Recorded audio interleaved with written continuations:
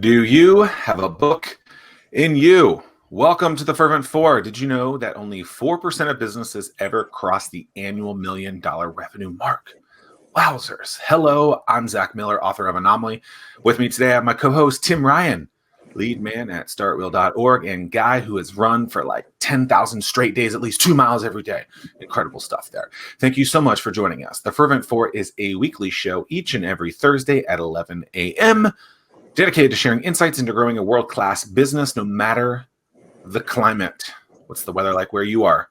Wait, not that kind of climate. What are the keys to writing and publishing a book? That answer and more right now with Dawn Brotherton of Blue Dragon Publishing. Welcome to the show. Hello. Good morning. Thanks for having me. I appreciate it. So that quote behind you is quite fascinating. Is that something that is new? It is a COVID project made out of scraps. I'm a big time quilter, and this is my favorite things. When you say scraps, what do you mean by scraps? So I've done a lot of quilts. My husband will say too many, but I've done a lot of quilts. And every time you make something, you're going to have a little bit of fabric left over. So instead of just throwing those away, I've really gotten into making scrap quilts, which are just put them together, whether the colors work or not. So see what happens. So each one of these books is a different piece of scrap that I had laying around the house. And then I put some book titles, some of my favorite book titles on some of the books. And what's one of the book titles? There's my dragon. Oh, gotta have the logo on there. Your favorite things, of course. My favorite things. The Dragon Riders of Pern is one of my favorite series of all times by Anne McCaffrey. So that made it to one of the book titles. The Holy Bible made it. The Obsession, which was my first book that I ever wrote. So just things like that. Are they to scale? No. There you go. No. So that was your COVID project. How's business been with you? Are people taking advantage of their COVID break and writing books? They absolutely are. As you can imagine, they're home and need to get it out, get the word out.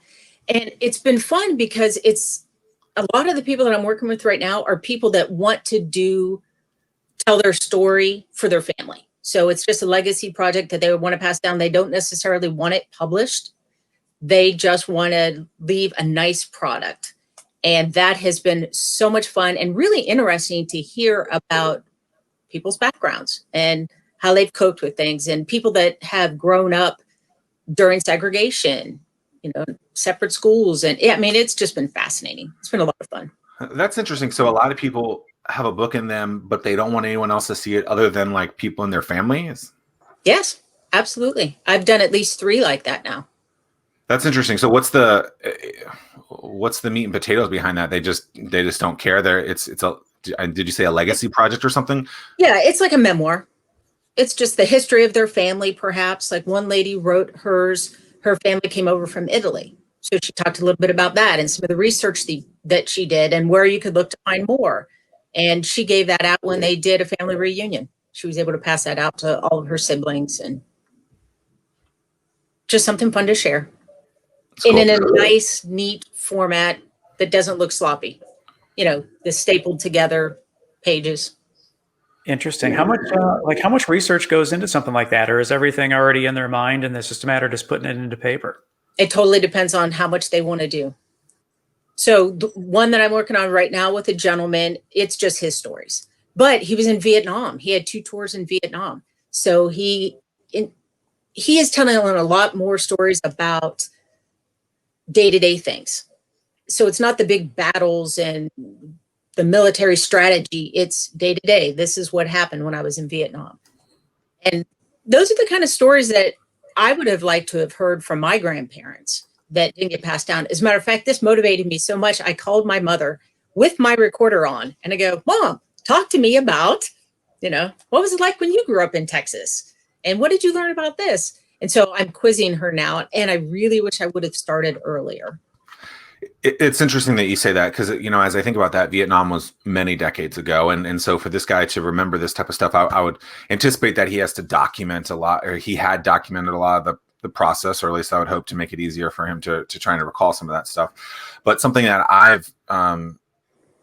started doing many years ago is just documenting the process of stuff. And so, I have notebooks of stuff. Here's like a little notebook that I'm doing for the month of November. I'm running 1 mile a day just to see how fast I can go. And like, there's like literally just like little notes about each little run. And so something as simple as that, when you look back at it, I don't think there's a book in this or something like that, but I at least have some sort of documentation I can look back and say, oh, that's what I was thinking that day. And so is that something from the documentation standpoint that you recommend for people to just do more of?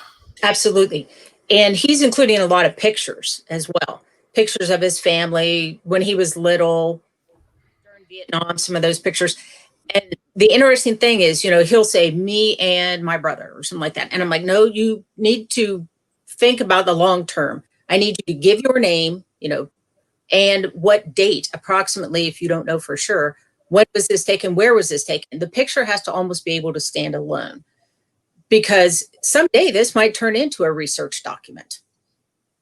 That's really fascinating. I would think that that a lot of people would think, no, I'm never going to write a book because my story is not that interesting. So that that's maybe that's not the case.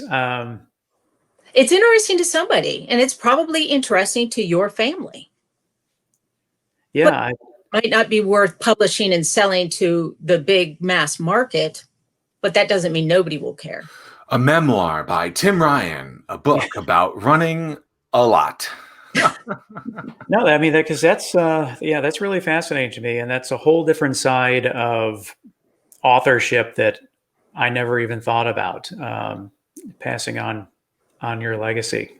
If a lot of books are, real quick, so if a lot of books are written every year, I mean, how many books do you think are quote unquote written, published every year? Oh, millions. Yeah. So if millions of that, what do you think percentage of them are this style of book that really isn't getting pushed out to like the general public?